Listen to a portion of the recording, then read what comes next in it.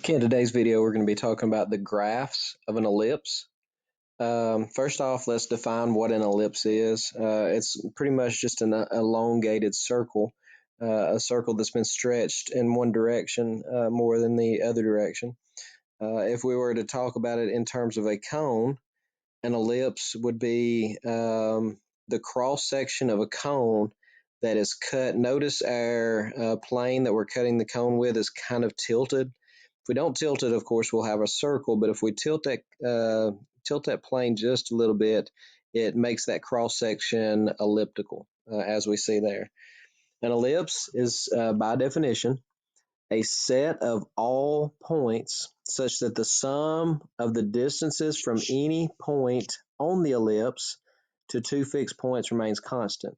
So if you were to take any point on this ellipse, the sum of this distance and this distance is always the same. If you were to take this point and you find the distance from here, and then you add it to the distance from here to here, that would be the exact same constant as well. So those distances are all the same. These fixed points are called foci, and that is plural for, notice here, they call them a focus. There's two of them. The plural of focus would be foci. So those 2 points are called the foci of the ellipse. So therefore, in this drawing, D1 plus D2 remains constant. It's always going to be the same value for all points on the ellipse. The major axis is simply the longer axis of symmetry. So you have, back to this drawing up here, you have two axes of symmetries. If you were to cut it this way, this is called the major axis. And then it also has a minor axis, which runs, in this case, it would run vertical.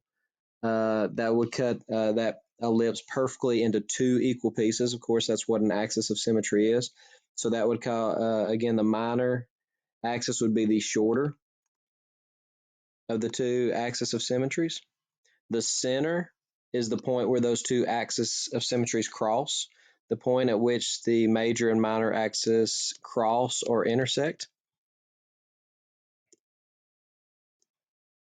Okay, next up, the vertices is the endpoints, this and this right here.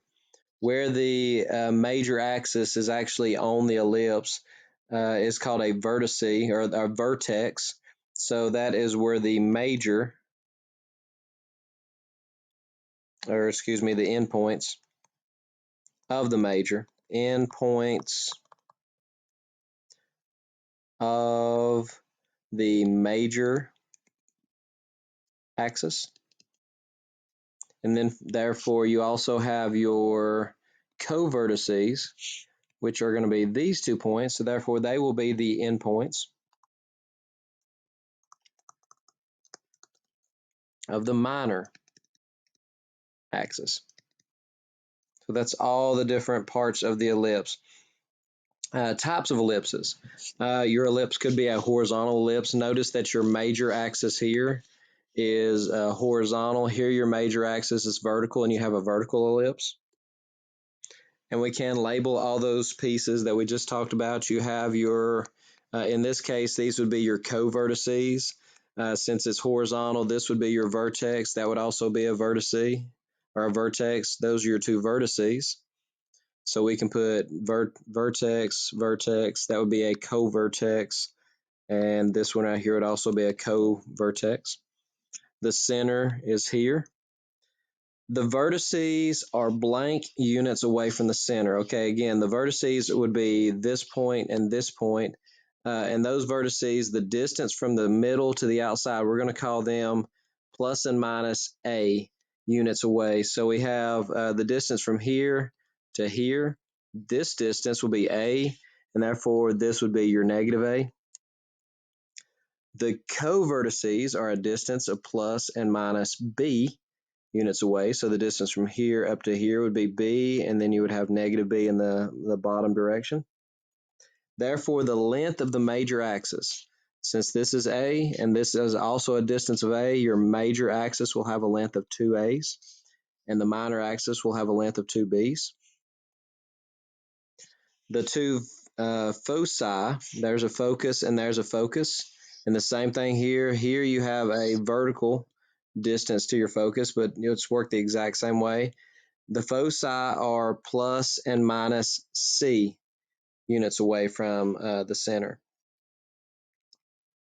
Now, there is a relationship when you're talking about ellipses, and this is specific to ellipses, so we're going to have different formulas as we go through the different shapes this chapter. The formula for C, the relationship between C, A, and B is very similar to the Pythagorean theorem. The relationship between A, B, and C is that C squared will always equal A squared minus B squared, and that is derived from the Pythagorean theorem. I do want to remind you that A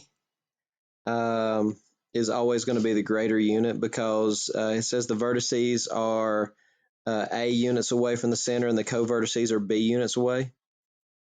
So therefore, A out of A and B, A is going to be the larger of the two. So with that said, let's start talking about the standard forms. Here's what an ellipse looks like. X squared over A squared plus Y squared over B squared is equal to 1 is the equation to where A, let's remind you, A is the distance from the center to a vertex. B is the distance from the center to a co-vertex. C, well, we can find C by using this formula, but that would be the distance to the focus. It's not actually in the formula. Here's how I remember this. Your A value, again, is always going to be the largest value. If the largest value is under X, reminder that look at your X-axis. Your X-axis runs horizontal. If the larger number is under the X, then your ellipse is going to be horizontal. The other formula is going to be X squared over B squared plus Y squared over A squared is equal to 1, to where reminder that A is the biggest number.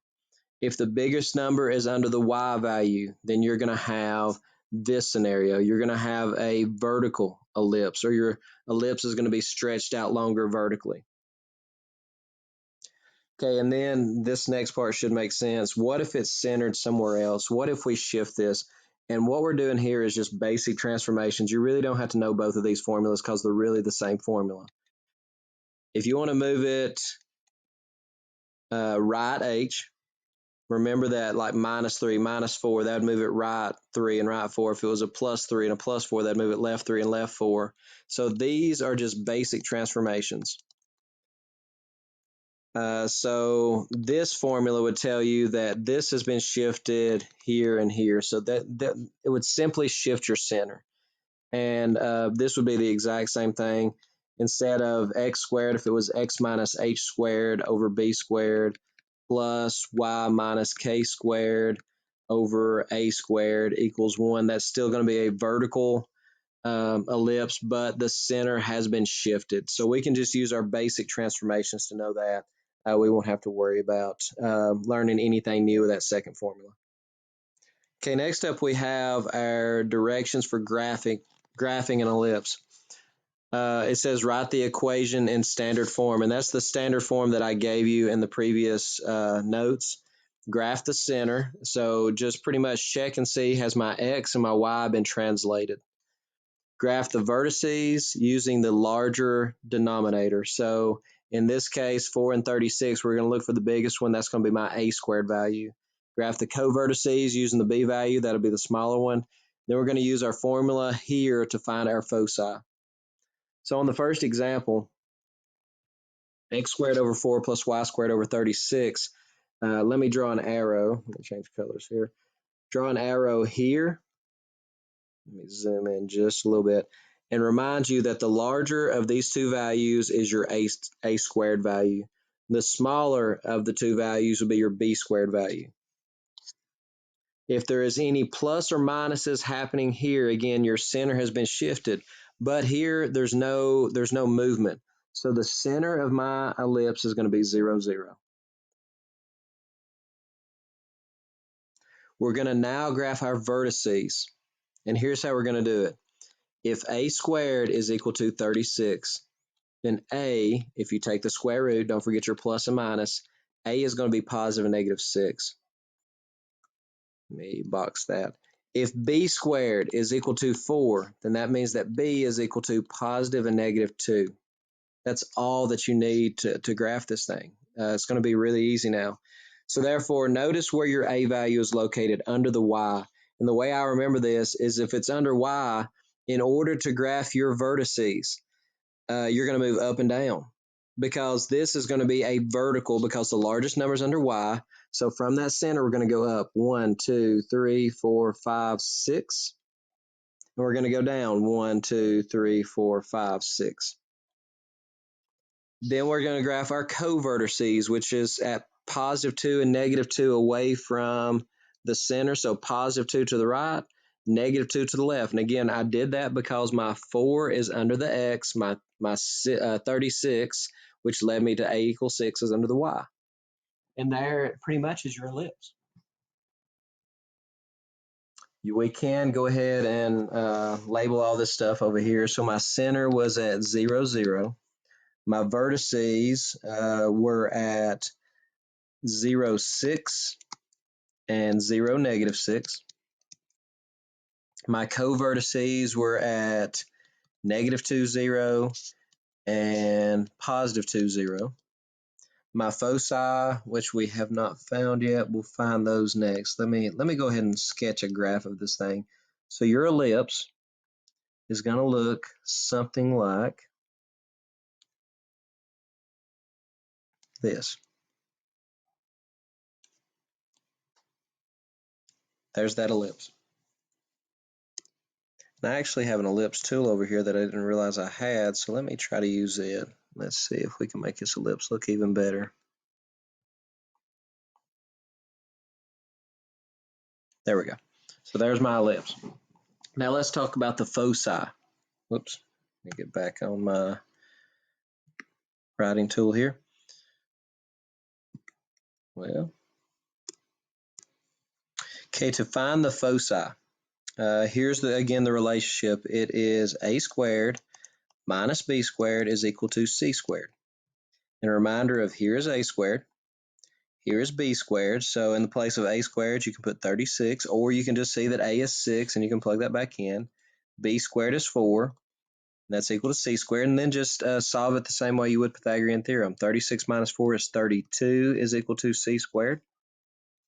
So therefore, c is equal to the square root plus and minus the square root of 32. That's going to be the distance, or how to get to your foci. Reminder, here's another thing that's very important. The foci will always be on the major axis. So therefore, since this is a vertical ellipse, then your foci will be on, you'll go up and down to get to these foci. The square root of 32 is approximately 5.66. So therefore, your foci will be located at plus and minus 5.66. So somewhere right in here and somewhere right in here. So there's the two foci of your ellipse. And again, that's located at 0, 5.6 and 0, negative 5.6. Okay, number 2. I want to point out that, again, the largest number will be your a squared, and the largest number here is located under the x. So this will be a horizontal. The b squared is located under your y, so that's what you would put on your vertical axis. So your major axis will be horizontal here. So this has not been translated. So the center is at 0, 0. Since a squared is 64, that means that a is positive and negative 8. B is positive negative 5, since b squared is 25. So on your horizontal axis, notice that this is under the x. That's the way I remember it. So on your x-axis, or on your horizontal axis, you're going to go right 1, 2, 3, 4, 5, 6, 7, 8. And you'll go left 8. On your vertical axis, you'll go up 5 and down 5. 1, 2, 3, 4, 5. and then down 1, 2, 3, 4, 5. So therefore your center is at 0, 0. Your vertices are horizontal now, so they will be at 8, 0 and at negative 8, 0. Your co-vertices are going to be at 0, 5 and 0, negative 5. It does not matter the order you put these in. So before we find our foci, let's go ahead and graph. Go ahead and graph our shape here. I accidentally graphed several of them when I touched the screen. So let me erase these extra ones that I accidentally graphed. There we go. So there would be your ellipse. Now to find, once again, to find your foci, you're going to do a squared minus b squared is equal to c squared. Here's a squared and b squared. So 64 minus 25 is c squared. That would be 39 is c squared. So c is going to be about positive and negative 6.24. Again, your foci are always on your major axis, so you can go 1, 2, 3, 4, 5, 6.24, which is somewhere around in there, and 6.24, which is somewhere right in there. Okay, so your foci are located at negative 6.240 and positive 6.240. Now, just to show you that these could actually be checked, these can also be graphed on Desmos. So here I am in Desmos, and notice that you can type it straight in: x squared over 64 plus y squared over 25 equals 1. And you can see the exact same thing. You have a minor axis, up 5 and down 5. You have a major axis, right 8 and left 8, and you get the exact same ellipse there. Okay, next up, number 3. Again, a reminder, a squared is the largest number, b squared is the smallest number, and if you would like, you can go ahead and find your c as we go on this one. We can do that. So your a value will be plus and minus 7. Your b value will be plus and minus 3. Your c value is found by doing a squared minus b squared. So your c value, c squared, will be 49 minus 9. So c squared is 40. So your c value will be plus and minus the square root of 40, which is about 6.32. So that'd be, again, plus and minus 6.32. So to graph this, the center, now this one's a little bit different. Notice that your center has been moved. And if we remember transformations correctly, if the plus 1 is in there with your x, that's going to shift your graph left 1. So this one has been moved left 1. The minus 2 on y is going to move your graph up to it. Always, if it's in parentheses with the variable like this, it always acts backwards. So we're going to move it left 1, up 2. Here is your new center. So let's go ahead and label that negative 1, positive 2. And I always get asked, well, can I just take the opposites of what's in there with my x's and y's? If x is positive 1, just say, and that's true, yeah, negative 1, positive 2, that's going to be your center. Now just make sure that as you use your a's, b's, and c's that you do so according with your new center. That's kind of your new 0, 0. That's your new origin. So in order to, since my larger number is under the x, that's going to be horizontal. So horizontally, I'm going to go right and left 7. So 1, 2, 3, 4, 5, 6, 7 to the right. And 1, 2, 3, 4, 5, 6, 7 to the left. Nearly ran out of room. Your b value is plus and minus 3. So from that new center, go 1, 2, 3 up, and 1, 2, 3 down. Your foci are always on your major axis. So your major axis, your longer axis is horizontal here. So we're going to go 6.32 to the right. And let's do that in a different color. 6.32 would be about right there. And I want to point something out that the closer that your foci are to your vertices, the flatter this ellipse is going to be. The closer it is to the center, the more like a circle it's going to look. And actually, as these things come back to the center, the center or the focus of a circle is the center. So therefore, as you move this focus back to the center, the more circular that this graph is going to look. Let me change over to my ellipse tool and try to graph this thing. That's pretty close right there. And you can see your major axis, your minor axis, your foci. So now let's go back over here and get the coordinates. Now this is going to be a little bit different. Since the center was going to be at -1, 2, okay, that's going to change the way that we're going to find our vertices and all this other. So to find our vertices, we went right 7 and left 7 from our center. So -1, 2 was our center. So to go right 7 and left 7 from there, and you can count over, or you can just take your x value here. To go left 7, you're going to be at -8, 2. If you go right 7, you're now going to be at 6, 2. And you can check that. You can count it. You didn't change your y values. You only went left 7. Using that -1, you went left 7 and right 7. Okay, to find your co-vertices, you went up 3 and down 3. So that means my x value is going to stay the same. It's still going to be at -1. You can see that located right here. But from that 2, we're going to go up 3 and we're going to go down 3. If you go up 3 from 2, you're at 5. You go down 3 from 2, you're now at -1. So that should be our -1, -1, and -1, +5 are our two co-vertices. To find the foci from our center, we're going to go right 6.32 and we're going to go left 6.32. So we're going to take our -1, and going left 6.32 will be pretty easy. That'll be -7.32. The 2 doesn't change. But going right 6.32, let's see, -1 plus 6.32, I believe that would be 5.32, comma 2.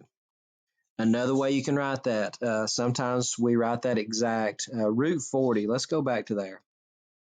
Root 40 can be simplified into square root of 4 times the square root of 10. That's plus and minus 2 root 10.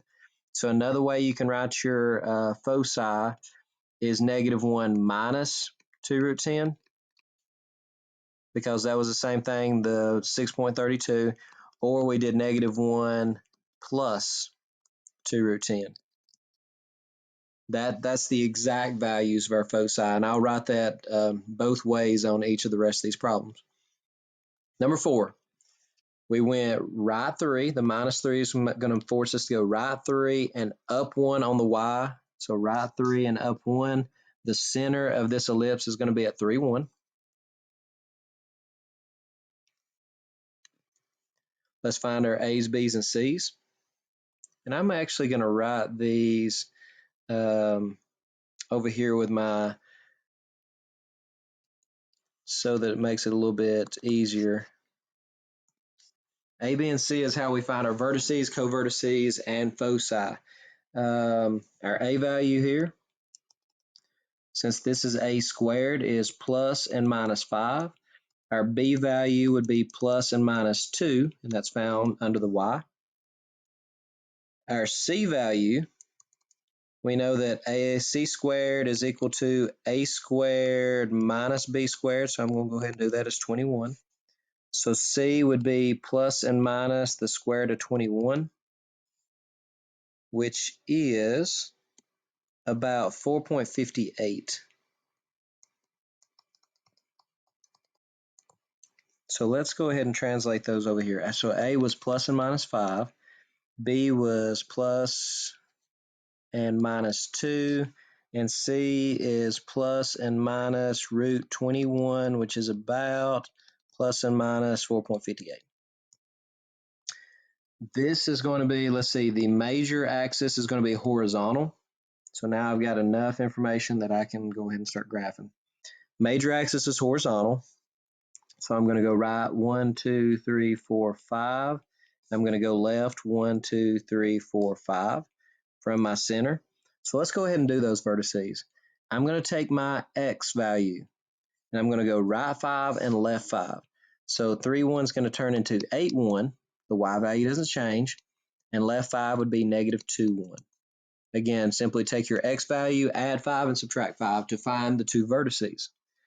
To find the co-vertices, we're going to go up 2 and down 2. Oh, that's too far. So we're going to take our y value from our center. Be very careful not to do it from here, but do it from your center. So your y value, you're going to go up 2, and you're going to go down 2 from 1. Your foci is located on your major axis, so we'll do it in green here. So we're going to go right 4.58, so 1, 2, 3, 4, nearly 4.6, so a little over 4.5. So there's your two foci values. So from the center, let me change colors back. From the center, we're going to go right 4.58. So 3 plus 4.58 will be 7.58, comma 1. And we're going to go left 4.58, and you can do 3 minus 4.58, but you're going to get negative 1.58, comma 1. The other way you can write that is you went from 3, you went right root 21, and from 3, you went left root 21. So you can write it as approximate or exact. There's your two answers. Okay, number 5, your center has been moved left 4 and down 2. So left 4 and down 2 is going to be at negative 4, negative 2. And we can go ahead and plot that. Negative 1, 2, 3, 4, 1, 2. Right there is negative 4, negative 2. To find your A's, B's, and C's, and let's list those over here just to make it a little bit easier. So A, well, yeah, B, and C will tell us how to find our vertices, co-vertices, and foci. Your largest value is going to be a vertical because it's under Y. Your A will be plus and minus 6. Your B will be plus and minus the square root of 20. Let's write that right here, which is going to be plus and minus 2 root 5. You can split that into root 4 times root 5. That's going to be the exact version. The approximate version is going to be about 4.47. So B is plus or minus 2 root 5, which is about 4.47. Your C value, C squared is equal to A squared minus B squared. So C squared is 16. So that means that C is plus and minus 4. Let's make sure, again, the larger number is under Y, so we're going to have a vertical. So we're going to go up and down for our major, for our major axis. So let's go for the plus and minus 6. We're going to go up 1, 2, 3, 4, 5, 6. And we're going to go down 1, 2, 3, 4, 5, 6. So to find those vertices, that's going to be your x will not change, but we will go up 6 and we will go down 6. Oops, that'll be negative 8. That'll be your vertices. Your co-vertices, we're going to go plus and minus 4.47 or 4.5. So we're going to go right 1, 2, 3, 4.5 right at it. We're going to go left 1, 2, 3, 4.5. And this is not an exact science. Just get close on that. And you notice here how much of a circle, that this one looks more circular. And the reason being is because of where these foci are going to be located. They're going to be a little bit closer to the centers. But a couple of different ways we can write our co-vertices. Let's see, we went up and down 4.47, or excuse me, left and right 4.47. So what you're going to do is you're going to take your x value and change it. We're going to go left 4.47, so that'll be negative 8.47. The y doesn't change. You're going to go right 4.47, which will be 0.47, and the y value does not change. So there are your co-vertices. The other way that you could have written that is you can take -4 and you can go left, and you can use the exact values. You can go left 2 root 5 and the y value doesn't change, or you can take the -4 and you can go right 2 root 5 and the y value doesn't change. So that would be another way of writing that. That's the exact values, and that's probably going to be the last one I show that on, but you can write it either way. Your foci, let's do it in a different color, is on your major axis, and since your major axis is here, the up and down, that means we're going to go up 1, 2, 3, 4, and we're going to go down 1, 2, 3, 4, and that's your two foci. So we're going to take -4, -2, and we're going to go up 4, and we're going to go down 4. And that's where your two foci are located. The graph of this, let's go ahead and graph it real quick, will be somewhere about here. Oh, I messed up on my graph. Let's try that again.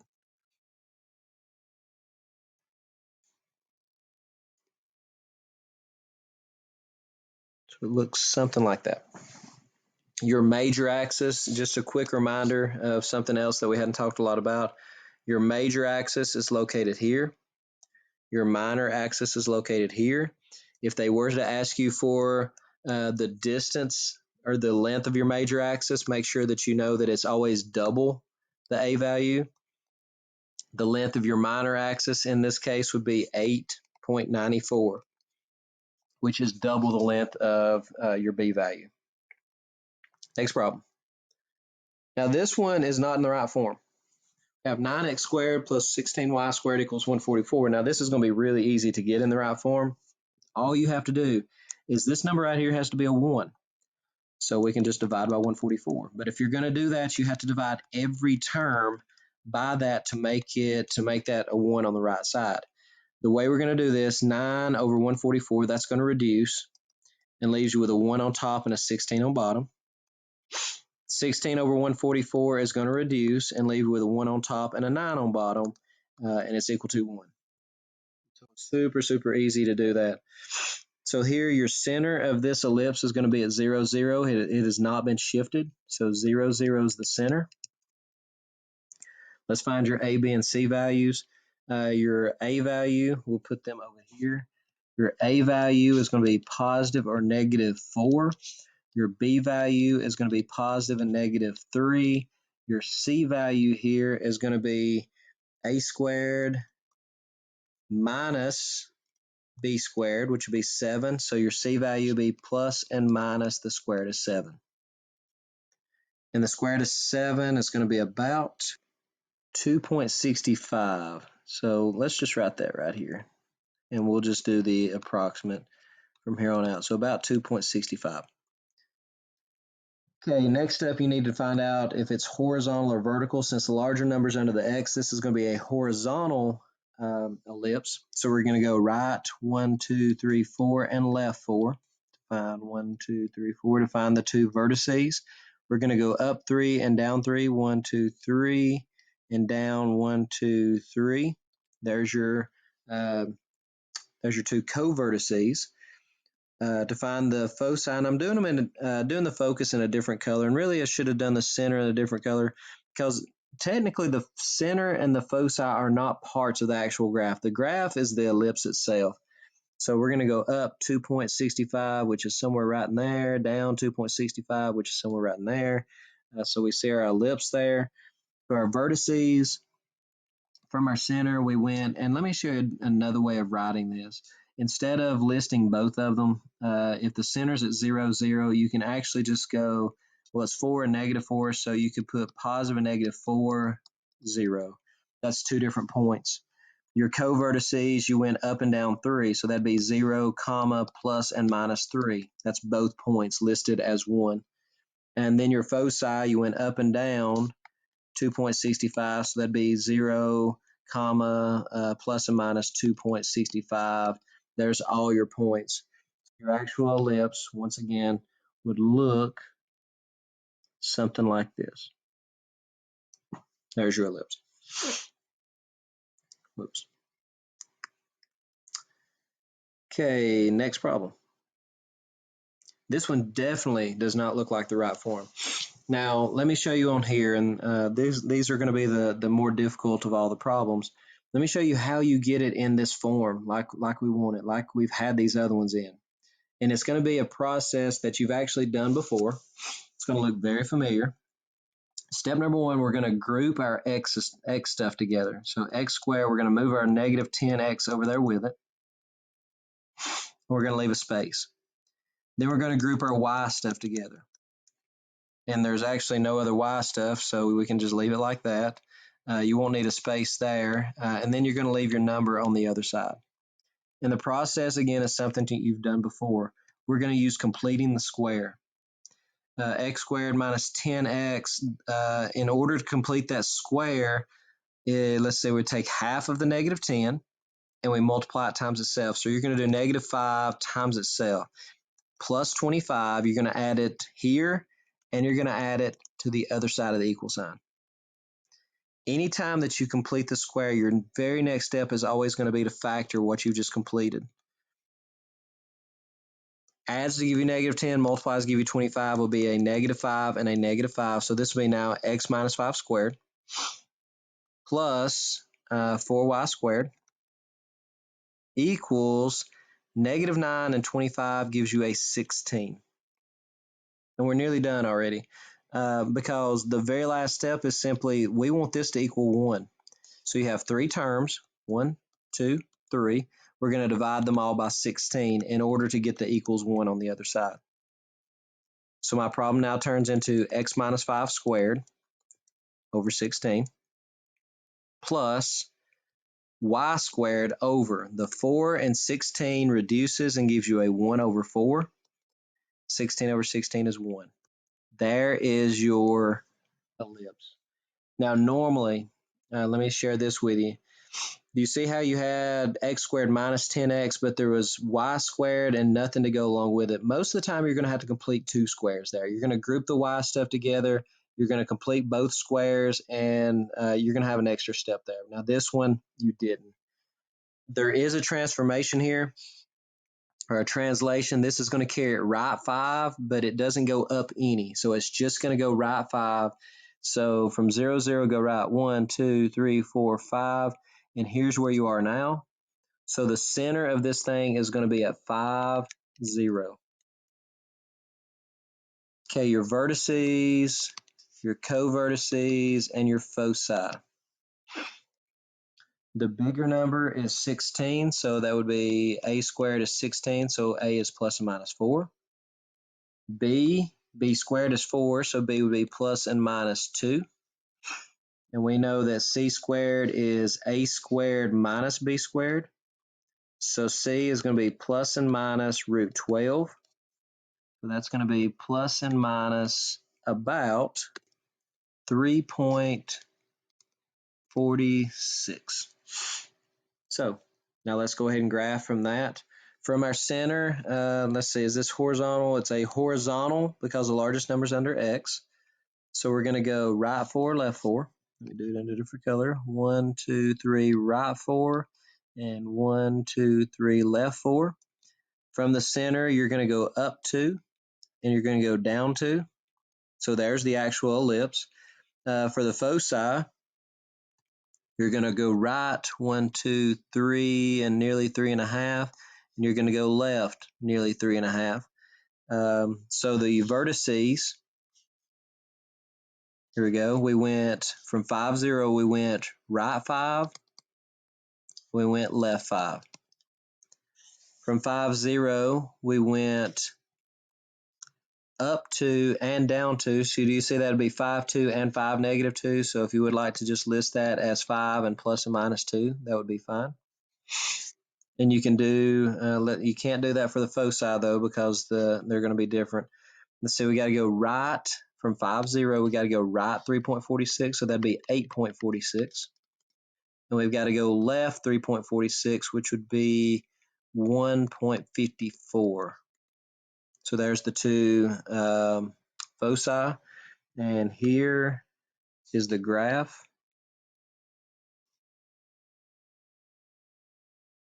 of your ellipse. And let's see,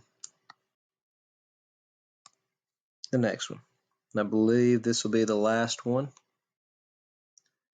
And this is one of the ones that I'm talking about that that's a little bit more difficult, but still very, very workable. But this one, very important to know how to do.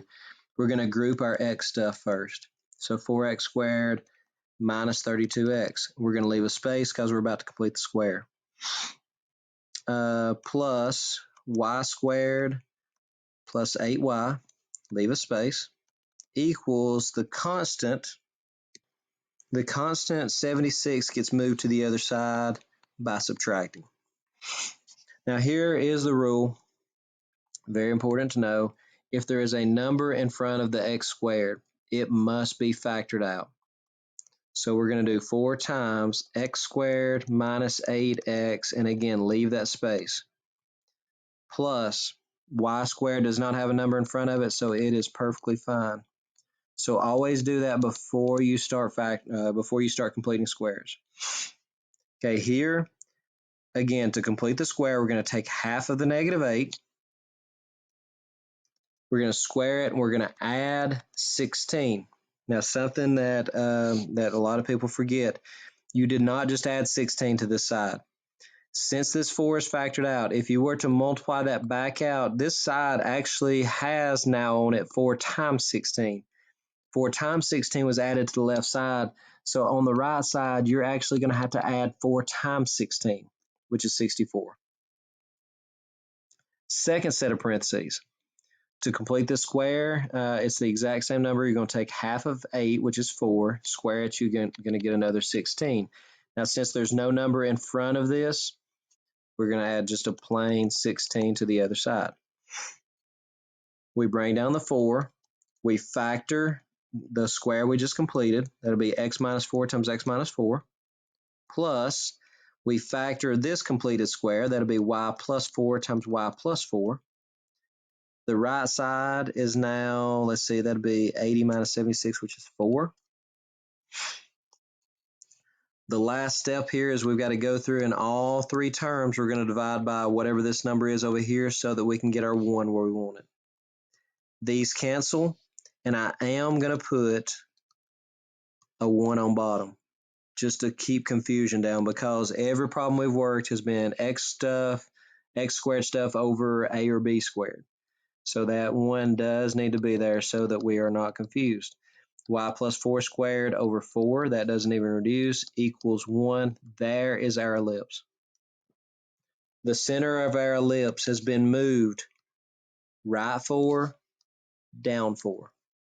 So we're going to go right 1, 2, 3, 4, 1, 2, 3, 4 down.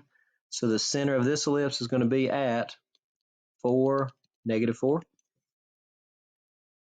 Our A, B, and C values. Let's see, our larger number is under the Y. And you can start doing this. So this is going to be a vertical ellipse. It's going to be an up and down ellipse. So since the larger number is 4, A squared is 4, that means that A is plus and minus 2. Your B squared is 1, so that means the square root of 1, which is also 1. And then to find the focus, we're going to do C squared is A squared minus B squared, which is 3. So C is going to be plus and minus the square root of 3, which is about 1.73. So there's all of our different values. Since this is a vertical ellipse, we're going to do from that dot, we're going to go up 2 and down 2. From the center, we're going to go right 1 and left 1. And we can go ahead and put those vertices and all that on here. So we went up and down 2, so the x stays the same. Go up 2 and go down 2, and you get those 2 points. From the center, go right 1 and go left 1, and that will give you your co-vertices. And from the center, go up 1.73. So let's see, that'd be negative 2.7 or 27.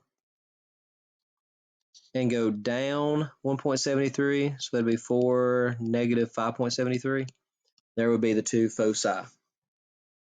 and you can plot those if you'd like. Let's see, we went up and down 1.73, so that's nearly right on your vertex there.